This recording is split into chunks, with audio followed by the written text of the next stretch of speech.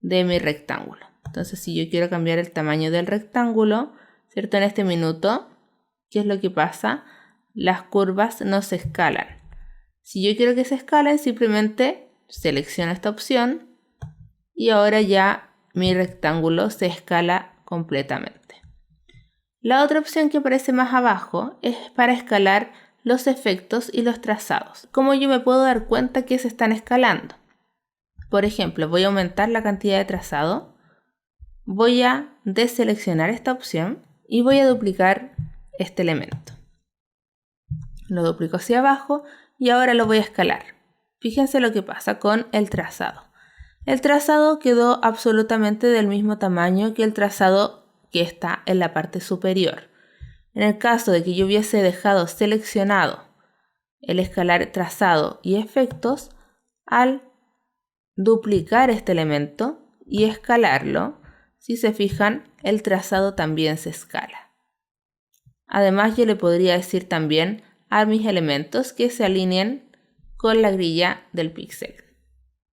Otra de las figuras que aparece dentro de mi panel de herramientas es la elipse.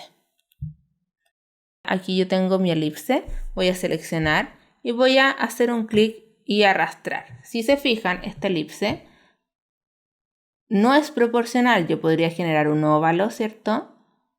Y para asignarlo, soltar. En el caso de que yo quisiera, por ejemplo, que mi elipse sea completamente circular, tengo que presionar la tecla Shift. Al presionar mi tecla Shift, puedo generar, ¿cierto?, la elipse completamente redonda. Pero si se fijaron, al generar esta elipse completamente redonda con mi tecla Shift, se genera hacia abajo, ¿cierto? Yo hago un clic y puedo generarla hacia abajo. Si quisiera yo generar una elipse desde el centro, tengo que presionar la tecla Alt y para que sea proporcional, la tecla Shift. Entonces genero mi elipse desde su punto central. Recuerden que todas las elipses tienen puntos de ancla. En el caso de que yo quiera modificar, por ejemplo, un punto de ancla y sus curvas de esta elipse, simplemente me tengo que acercar con mi herramienta de selección directa al punto, seleccionar este punto y poder modificarlo.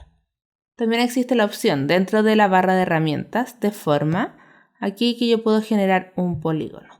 El polígono que viene por defecto dentro de Illustrator, si se fijan, al yo generar un polígono, este polígono tiene 6 caras, ¿cierto?, determinadas. En el caso de que yo quiera modificar esta cantidad de caras, tengo que abrir las propiedades de este polígono.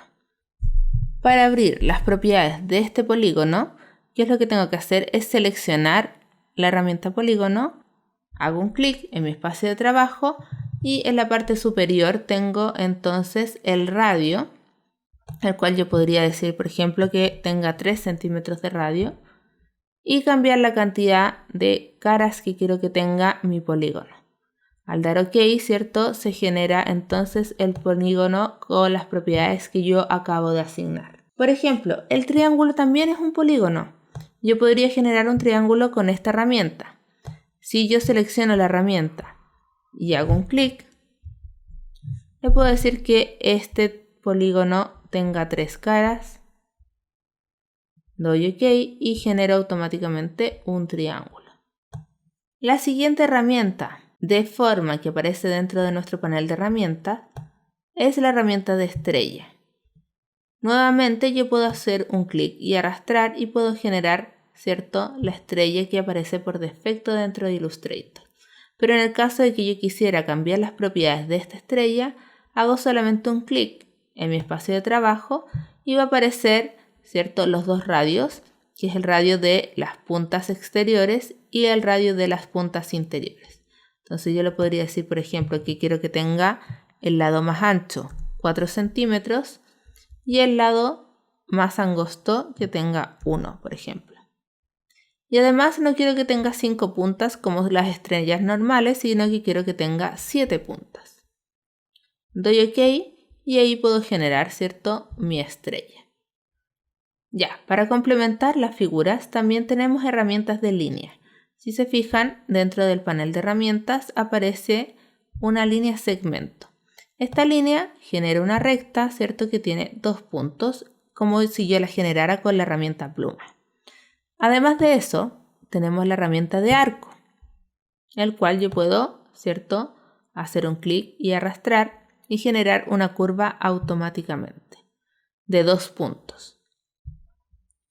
La siguiente herramienta es la herramienta de espiral. En el caso de que yo quisiera, por ejemplo, no ocupar la pluma para generar una espiral, tenemos la herramienta que es mucho más fácil, ¿cierto?, de ocupar. Simplemente aquí yo selecciono y arrastro. En el caso de que quiera abrir las propiedades, por ejemplo, de esta herramienta de espiral, hago un clic en mi espacio de trabajo y ya puedo ver, ¿cierto?, la dirección del estilo de la espiral, la cantidad de segmentos que quiero que tenga, el decaimiento de la espiral y el radio completo de la espiral. Entonces le puedo decir, por ejemplo, que quiero que tenga un radio de 4. Vamos a cambiar el decaimiento por un 50% y la cantidad de segmentos quiero que tenga 12. Y automáticamente se generó en base a la propiedad que yo le asigné. ¿Qué era el decaimiento? El decaimiento especifica el grado de reducción de cada vuelta de la espiral.